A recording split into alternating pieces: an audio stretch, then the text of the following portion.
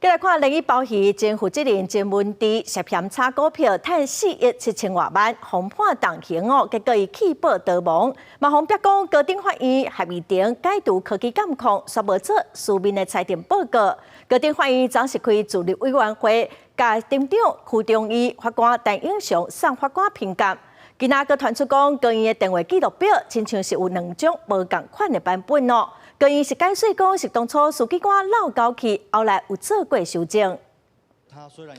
伫镜头头前讲甲真好，伊是台湾高等法院的庭长区中义，即马煞互指控讲造成经济要犯郑文迪浪港，讲伊召开自律委员会了后，甲伊和法官陈永松移送法评会做个案的评鉴，司法院嘛出手追究责任。司法院另外认为，依这个邱忠义庭长的为师情节，已经不适合继续担任庭长。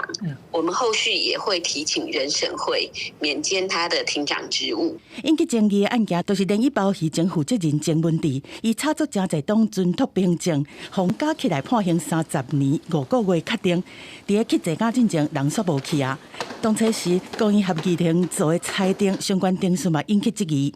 早在伫个去年10月，就撤销郑文迪原有的电子监控，改用提关交保金来取代。但是合议庭无公开宣示，嘛无做裁定书，嘛无送去检方遐，甚至是拖到今年3月底，相关裁定才出来，种种的行为拢互指控讲有疏失。院方这边的责任就是看起来不是只是单纯的行政疏失而已，而是有这个抽换电话记录，然后这些就是违法的一个事情在里头，这个是院方一定要去查明。当然，民间司改会嘛发声讲司法出问题无公信，但是争议继续烧。公益各方表出讲换电话记录制作2套版本的内容，检方2摆调阅，新版是假，无要延长科技监控这文字，防指控讲是涉及造假。但是高院澄清讲，一开始是书记官漏调无记，经过想起来了后，才改记真正的状况。公司新闻综合报道。